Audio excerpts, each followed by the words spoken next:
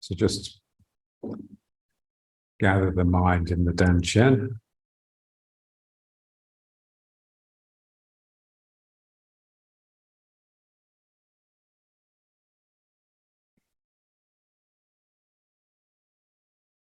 Okay, and now just drawing it in and then releasing.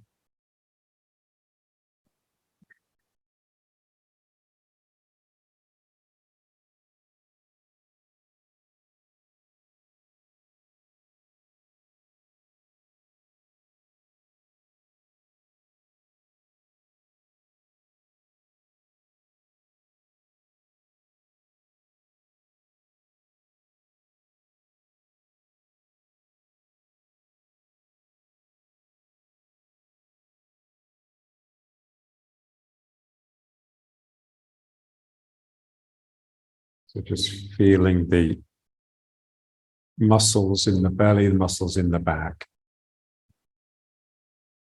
As one set contracts, that contraction stretches the other side, which then springs back. So it's a sort of bouncy machine.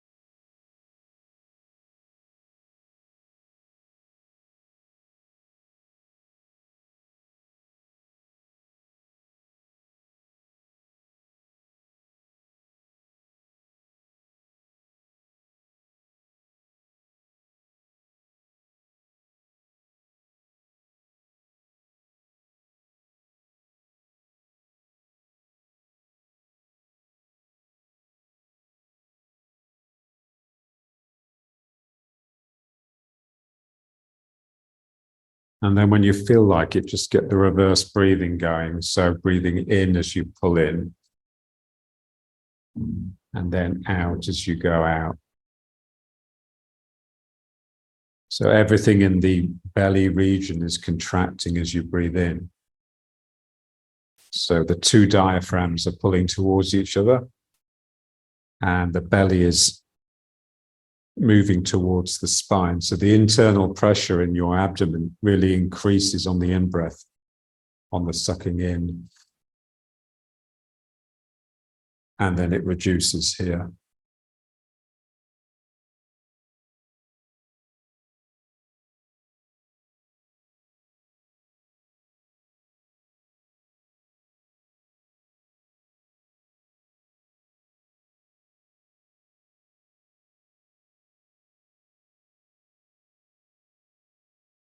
And then just try and get the rotation. So you're pulling in at the navel really, and then dropping it down the sacrum, and then it comes underneath. So you've got a circuit going, the sacral circuit. So down the back, underneath, and then up the front. So don't force it, just it's gently there.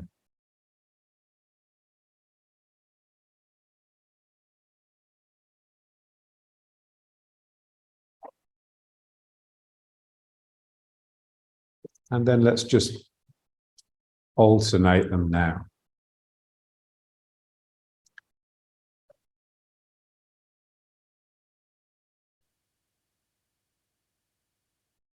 So here we've effectively split the dantian into two. We've made it into a figure of 8 with two sides, and each side do opposite things. So as one side is contracting, the other side is expanding.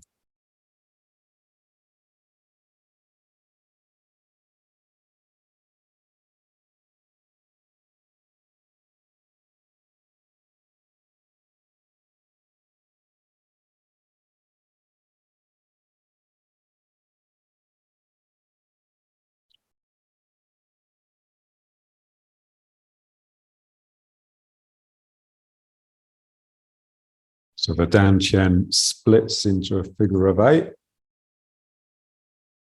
and then each of the globes of the figure of 8, each side has its own figure of 8, which is what's happening in the hands, basically. Wow.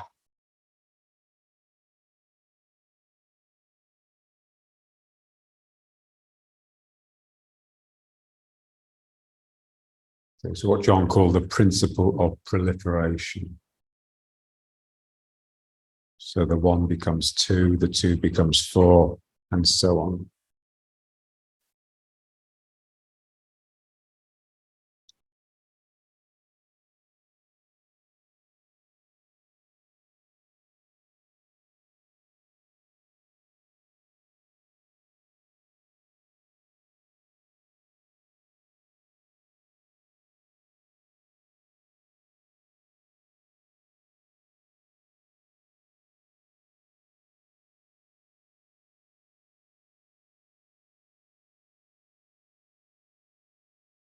Okay.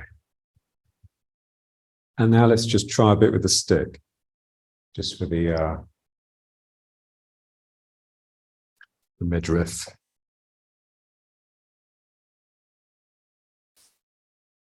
And then just start up a twisting.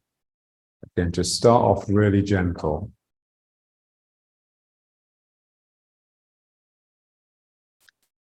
Yeah, so if it starts becoming vigorous, it's because it's asked for it rather than because you've imposed it. So you just start off gentle, and then if it wants to build up, it will.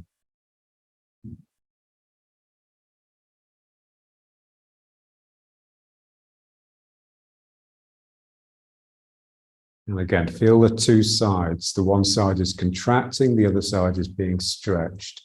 The stretched side then springs back, and then it contracts, and the other side is stretched.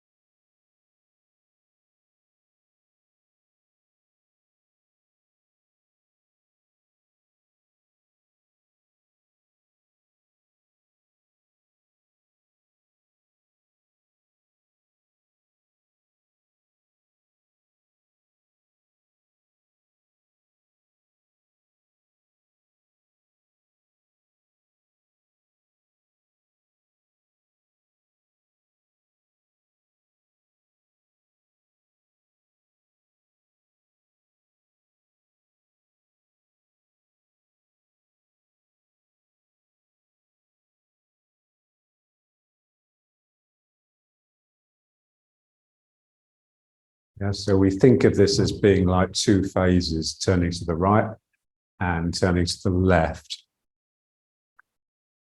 But really, it's moving from the front to the left and then springing back, and then moving from the right, from the middle to the right and springing back. So think of the middle as being the point where the next phase starts, one phase finishes and the next phase starts, rather than the edge. So we want to really make the where we change direction really like a continuous thing, so there's no break. So in the middle, it's unlikely to be a break. So we can put one there, if you like, with the mind. So here it finishes, and then here it starts again.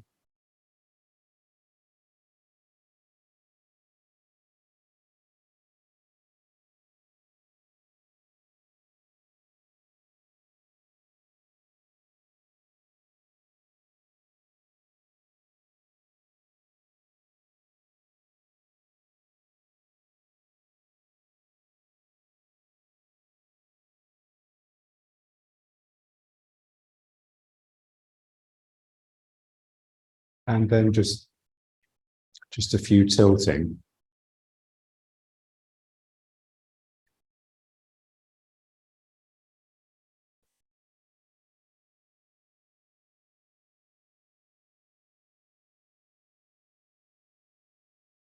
So again, just feel the support that the belly gives the back. So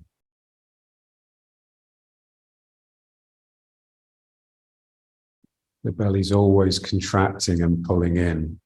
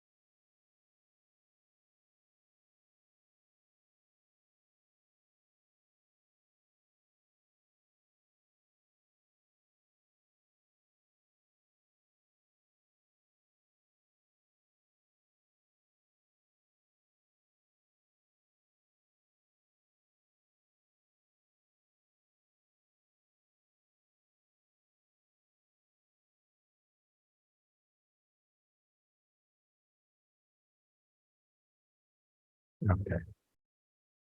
Now let's just try a few, just pulling and pushing of the stick. So trying to pull the stick apart in the middle. So trying to get the two hands to slide away from each other. So you've got just enough grip to hold the stick.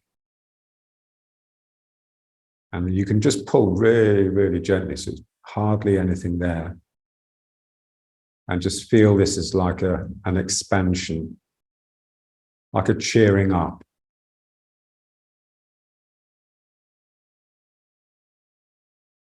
So we're breathing in the energy, not with the lungs, but just with our mood.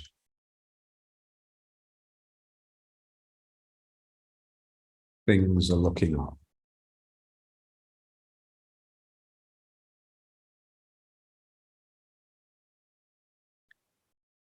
And then just reverse it. So now press in. Yeah, so you set it up, and then you just try and relax and relax. So you're always at that edge of failure, always at equilibrium. Because that's where energy is.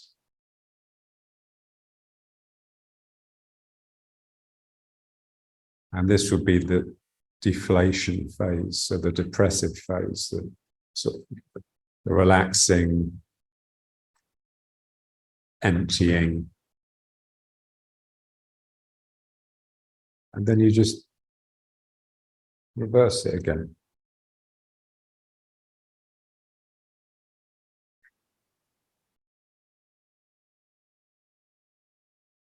And again, if you just practice with patience and real listening, then you'll realize that it tells you when it wants to change. Yeah?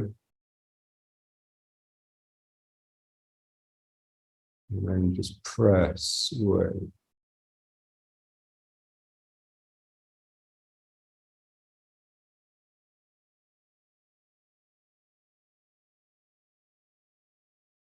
So basically everything that we do should happen naturally if we were more relaxed.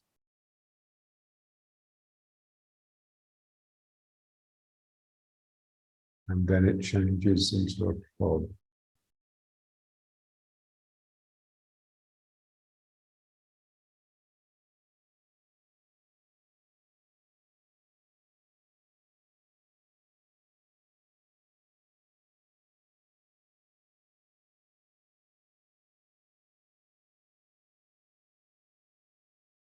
And the other.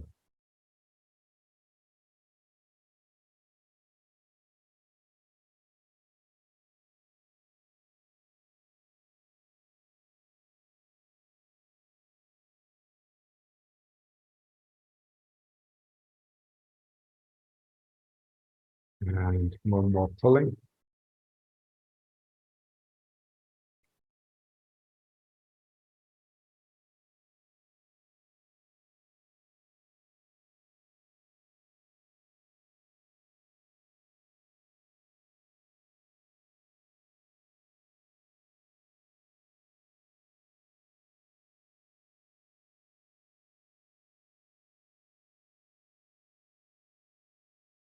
And one more pushing.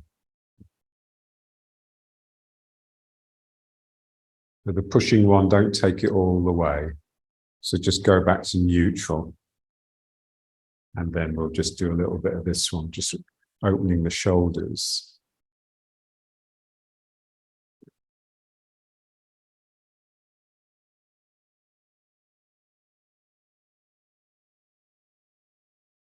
The further you have your hands apart on the stick, the easier it is. So if you grab the stick at the very ends, and then when it gets looser, when your shoulders loosen up a bit, then you can sort of just bring the hands in an inch.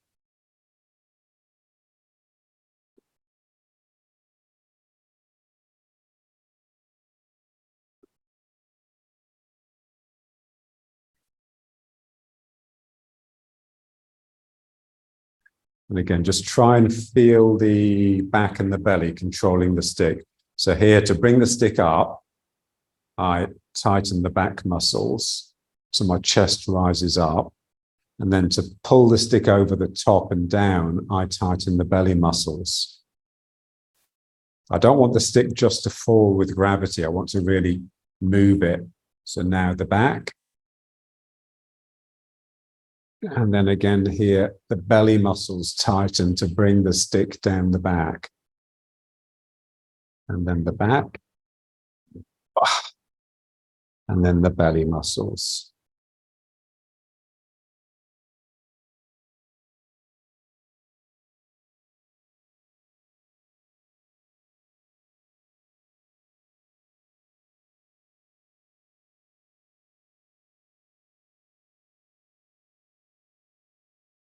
And one more.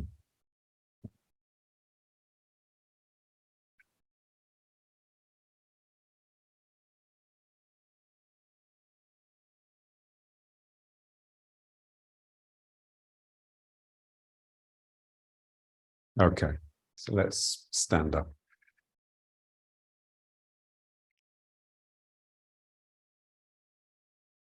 So let's just start moving side to side with a gentle figure of 8.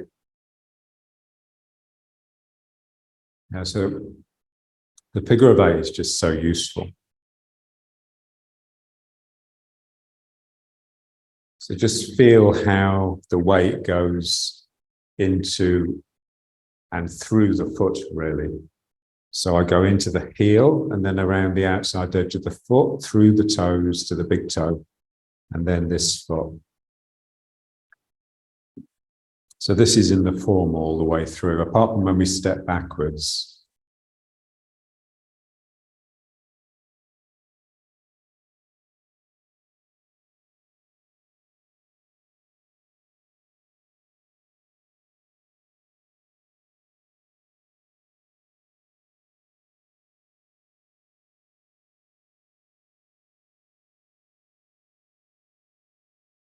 And then as you get into it, the belly just tightens a bit, just to sort of squeeze the min main backwards.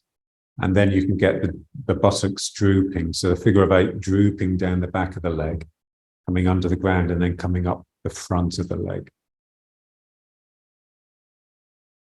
So for that, you need a real sense that your body is sort of behind your legs a little bit, rather than on top of your legs.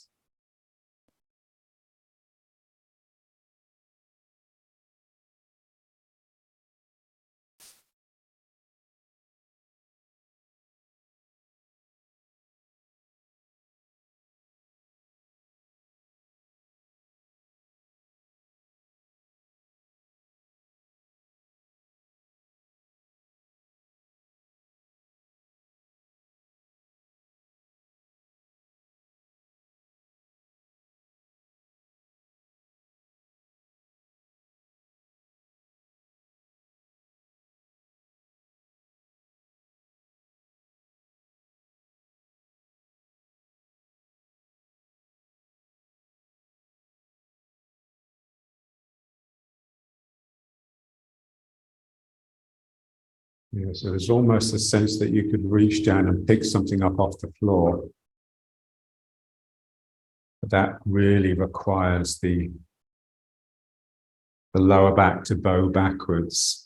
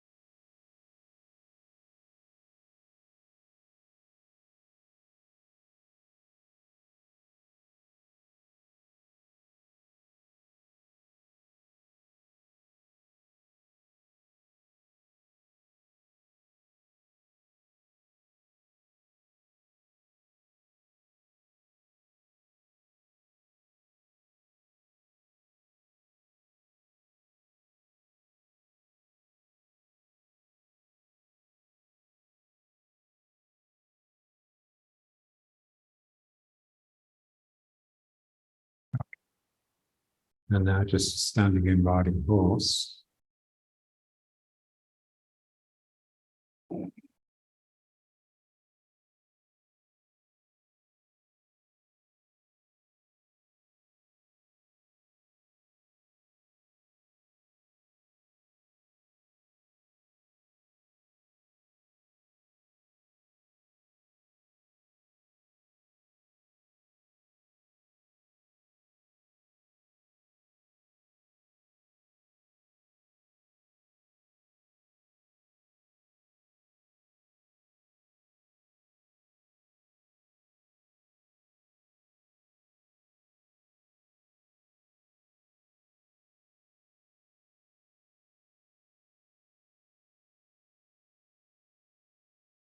So just feel the 3 equilibria.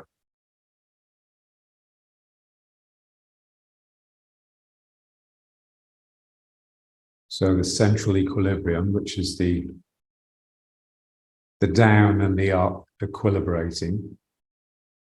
So this feeling that you're flowing down, but like when we were doing this, flowing down the back, and then something is coming up, but it's coming up the front. So it's this circuit.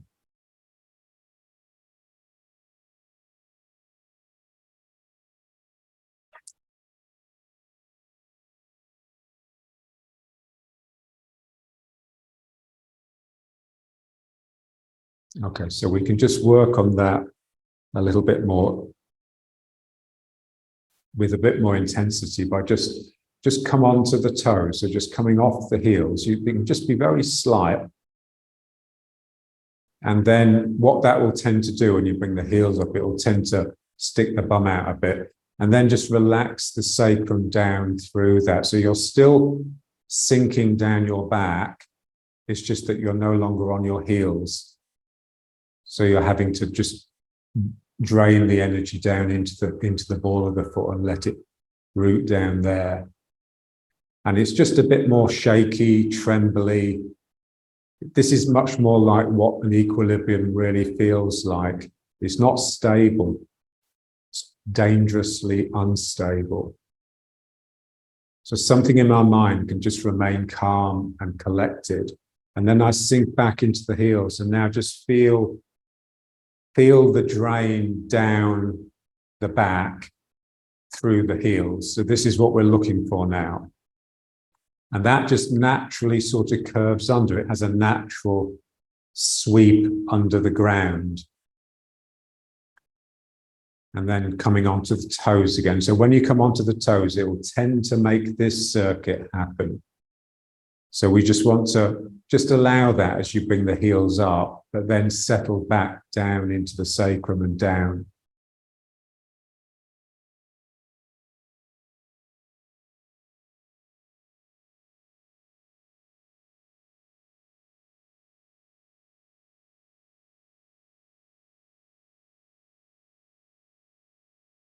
So what they say is the back of the foot, the heel, the root, and the front of the foot, the toes and the ball of the foot, but especially the toes for spirit. So this is really, it's really charged and excitable. And then as you settle back into the heels, just slowly put them down and then just rock back. It's very much like you move back quite a lot with the body to get into the heels. And it's one of the reasons we have the hands stuck out the front, because it balances that tendency to fall backwards. So you should feel like if you brought the hands down, you'd actually fall backwards. So again, there's an equilibrium there. And now let's bring it onto the toes again. So here, now you really come forwards here. But I want to maintain the back, flattening out, not arching, but bowing. So I'm drawing the belly in all the time to keep myself together. This is my place of coherence, my dantian. It's my center of gravity. It's the black hole in the middle of me. And then just rocking back onto the heels gently, and just let it drag you down. The flow down your back just brings you into a different posture, a slightly different posture.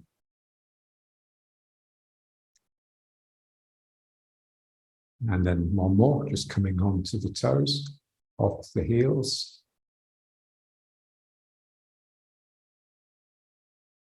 Keep the mind here.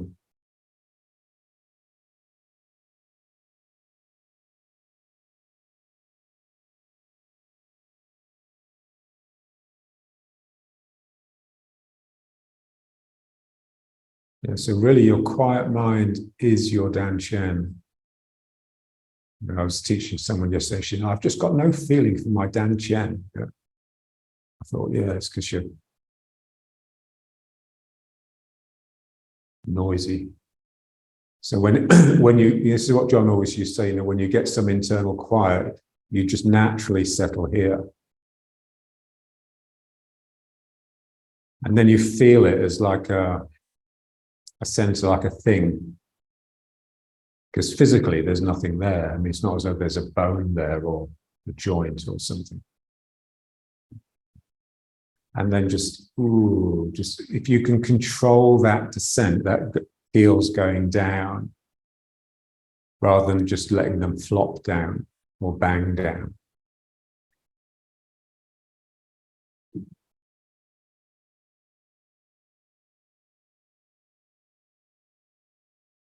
Okay, and now let's just breathe.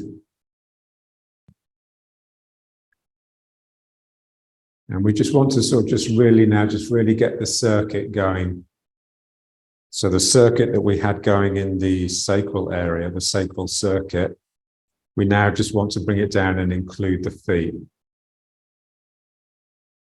So my dantian draws in, That pulls it towards the back. It then slips down the sacrum and down the legs and under the ground.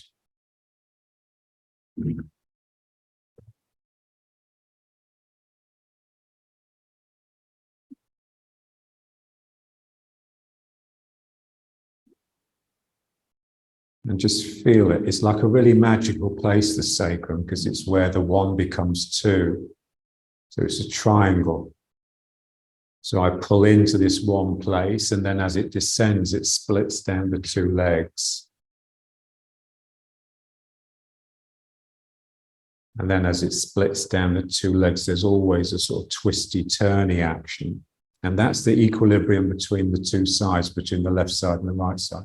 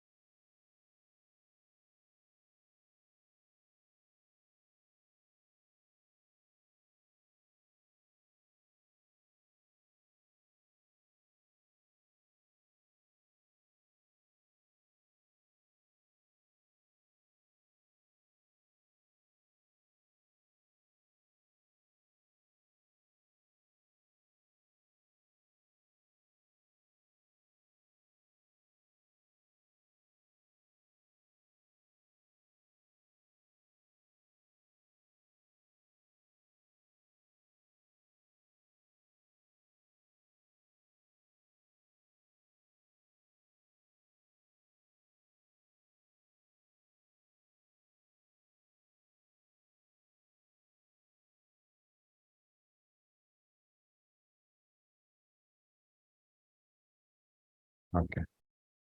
And then back to riding horse. And now just feel the central equilibrium, you know, the balance between the down and the up as being like a balance between the down flowing down your back, down into your heels, and the up coming up from the toes. Yeah. So you can just, you know, if you just change your weight very subtly from the heels to the toes, you just change what's available to you. Yeah. So if I come onto the toes, if I'm walking around tiptoe, yeah, then obviously there's a lot of spirit in the air. Whereas if I'm in my heels and well planted and well rooted, then I've got that connection to the earth. My energy is relaxing, draining down. But it means also that I'm a bit slow, because to actually pull my root up, you know, it just takes a bit of an effort. So why people that have a natural root just tend to be, you know, quite relaxed, or also a bit slow.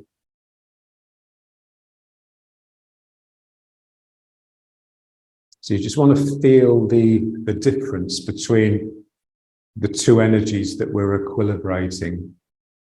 So the difference between the down, the heavy, relaxing down, and the light, fizzy up.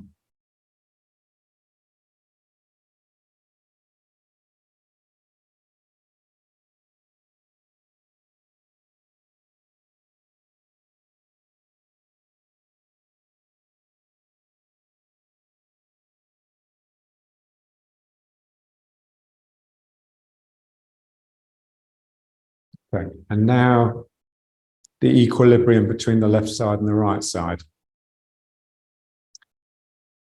So what I want is to relax central control.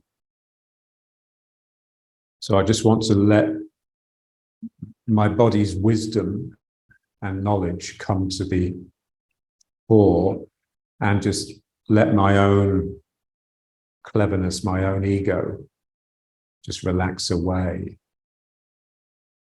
So I want to feel one side and the other. It's almost like being two different people.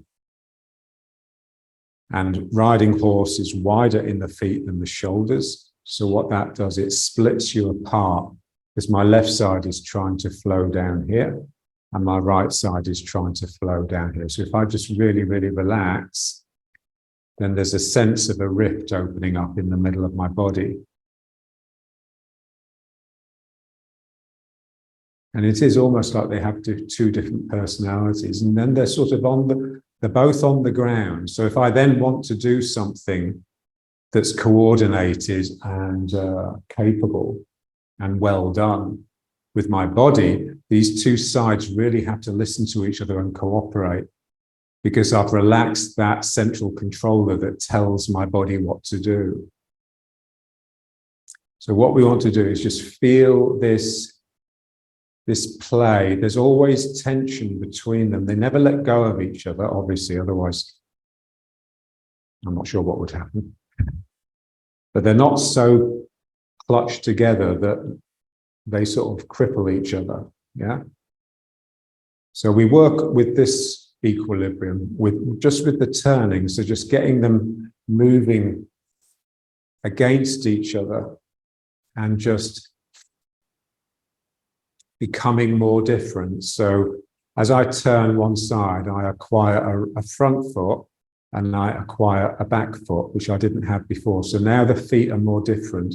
The legs are more different. They have different functions. Yeah, so this leg is really whipping this energy through on the turn, and this leg is just driving the energy through on the line. So two very different actions. And the more I turn it and the more difference there is, the more energy potentially. So it begins to charge up in a way that riding horse never does. And then you just relax it back to the front. And you can just feel it's a bit like sinking back into your heels. It's a relaxing but slightly depressive mode. And then I just turn the other way. Again, I'm trying to push equally with both outside edges. So I don't really come into the front foot. I sort of stay in the middle. I'm sort of just rotating around the spine. And then once you're here, just keep relaxing across the sacrum just to maintain an equilibrium rather than a locked, frozen state. Yeah, so this has to really be pushing back as this drives forwards.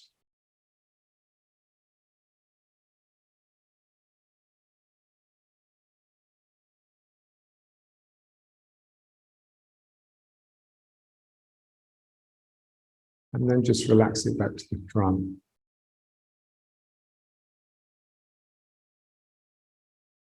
Yeah, so just retrieve the central equilibrium balance. So the down into your heels and the up from the toes. So basically this circuit.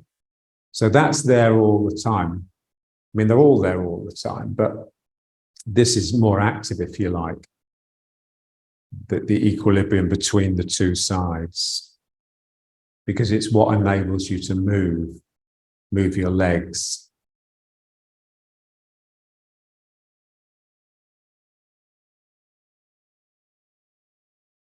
So we're just looking at turning as being something that hasn't come from me just doing this, but it's really come from the two legs cooperating and listening.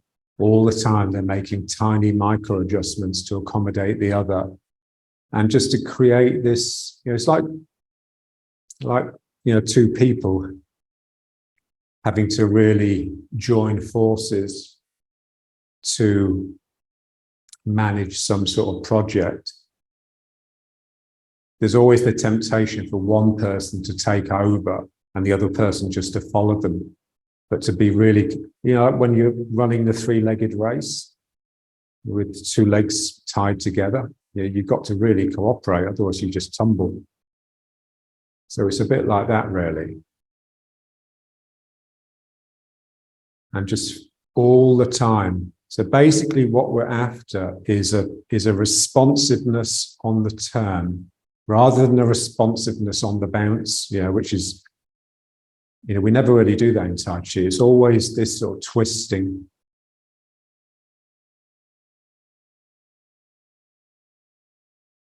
energy. So that's what fires people off. It's not pumping into the leg and out again. That's just really slow in comparison to this.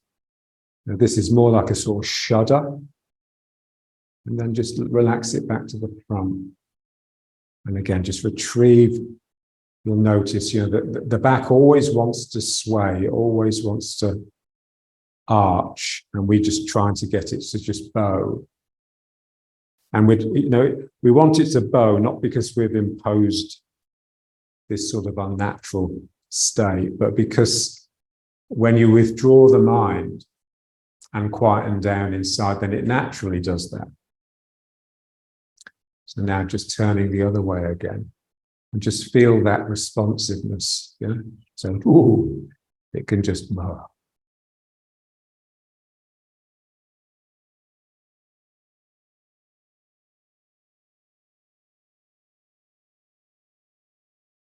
Yeah, and then just the higher the frequency of your shake, of your shudder, the finer the energy is.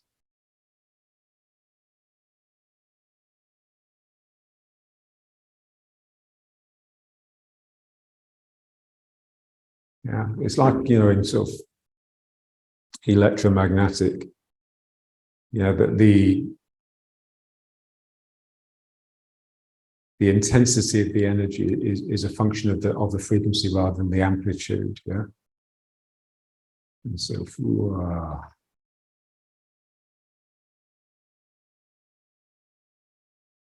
and then back to the front, and then the other side.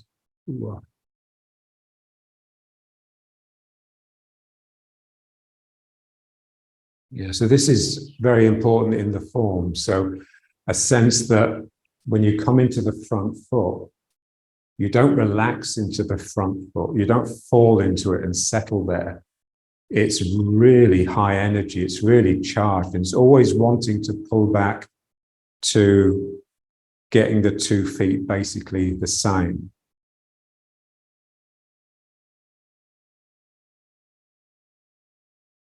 Yeah, so when you're in a front foot posture, there's always the tendency for your waist to want to turn away from the front foot. So you're basically having to constantly turn into the front foot. So I'm constantly having to turn this way. I'm really having to push my legs against each other to stop this from happening. Yeah. And that's the equilibrium, really. Ooh.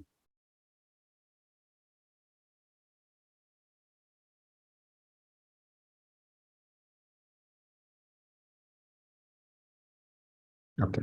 And now let's just try just a little bit of. So this is just basically that, the first warm-up exercise. Or whenever we turn, we just want to feel it as that it's an equilibrium that's sort of intensifying.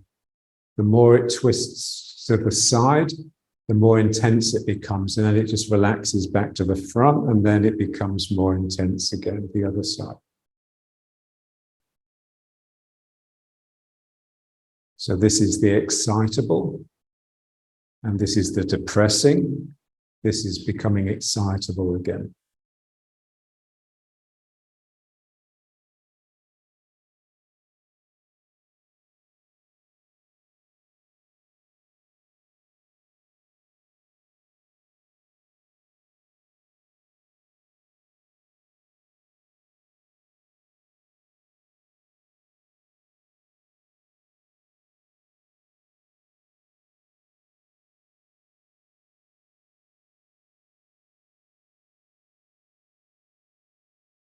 Yeah, so just as you can do all of these exercises, you can do them as gently as you want.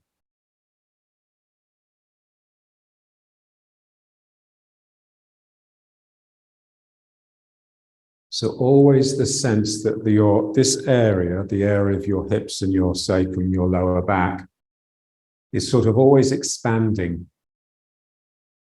The muscles are working, so we have to really sort of, in our mind, just expand and relax to stop it from getting too tight. If it gets too tight, you just become slow and locked up. And also you don't listen.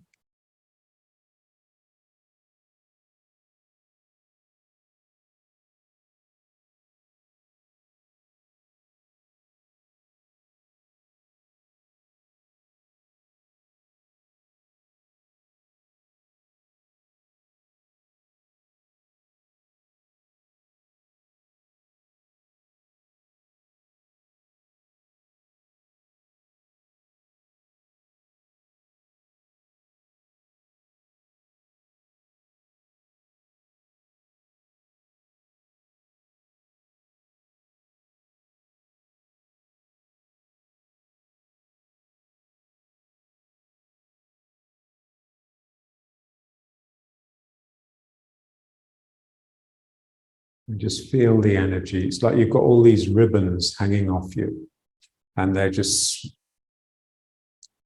floating through the air with your movements, and they're always lagging your actual movement in the same way that the body lags the spirit.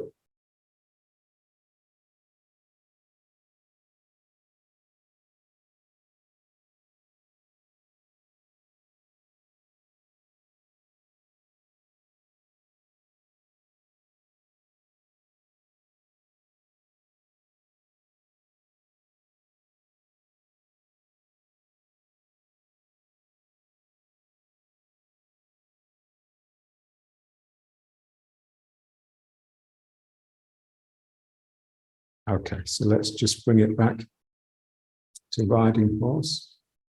And again, just settling into the first equilibrium, so the up and the down, so flowing down the back. And if I just rock onto the toes, then I feel that fizzy energy coming up.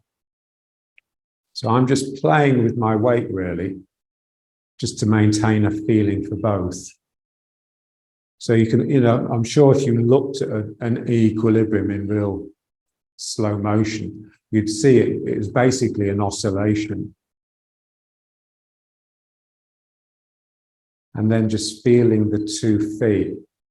I'm relaxing out of my oneness into my two-ness. So I'm relaxing out of the spine and into the 2 legs. And that will just naturally bow the legs into the outside edges. And it will just create this dynamic play between the 2 feet, which, if we control it and don't let ourselves come up, will produce this turn from side to side. And then the third equilibrium is just that between the front and the back. And so this sense of flowing down the back and that actually making you drift backwards, it's really that. But the whole back feels like it just opens up. It's like this darkness. So it's just the unconscious, really. So it's what isn't in or available to our consciousness. So your consciousness is very much here. You're surrounding and limiting and drawing in what your conscious world, so that you can open up other faculties that we have to this unconscious realm. So the consciousness is all really about subject-object, yeah? So I become the subject that is actually experiencing the objective world. So there's a separation between me and the thing that I'm experiencing, the thing that I'm looking at, yeah? The thing that I'm conscious of. So the unconscious, it's something that you just have to connect to. It's like John always used to say, you can be having a really great time, you're doing some activity, and then you think to yourself, oh wow, I'm really enjoying myself. And as soon as you think that, you're not, because basically you've come out of the experience in order to tell yourself that you're enjoying yourself. So really, it's only when the consciousness is when we're not conscious of what we're doing, that's when we're at our best. Yeah. So they've shown this, your psychologists have, it's like, musicians, they just let go and it just happens when they're trying to play the scale or whatever. It's just doesn't happen. So the consciousness inhibits you. It makes you, because all consciousness is basically self-consciousness. Yeah.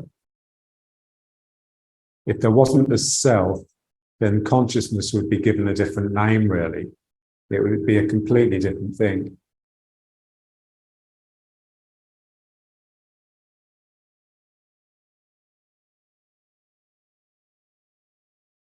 So we want this sense that we're limiting this in order to just open up what surrounds me.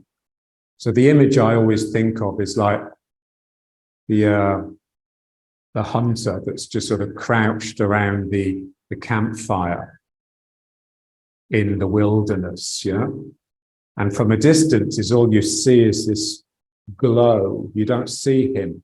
You just see a glow of the fire that's just surrounded by this vast blackness, So the fire is like the consciousness, and then the blackness is the unconscious. So that's the feeling. This is why, I love that crouching down posture where we just squat down, because it really is like you're sort of crouching before the campfire.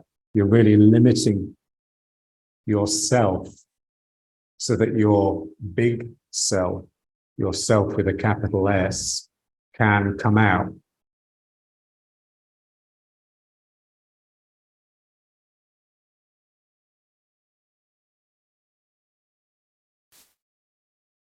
So it's like, John used to talk about the front brain and the back brain. So the front brain is where our thinking and our language and all that, where our intellect is housed. And the back brain is where our instinctual, primitive, animal, vegetable, mineral aspect resides. So this is much more the unconscious.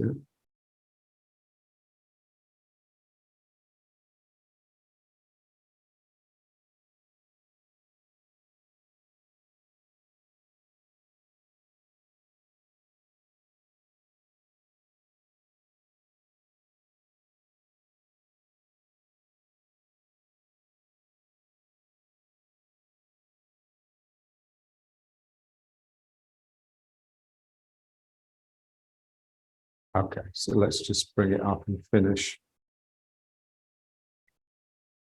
So again, just maintaining tightness here, just keeping yourself together.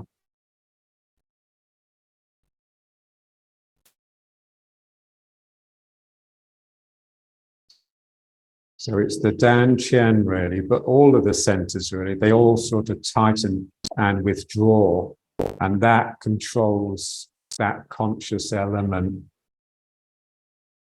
and encourages the energy to come out of the back. So that's Tai Chi really. And Tai Chi is just drawing in the front, so yielding and expanding from the back, yeah?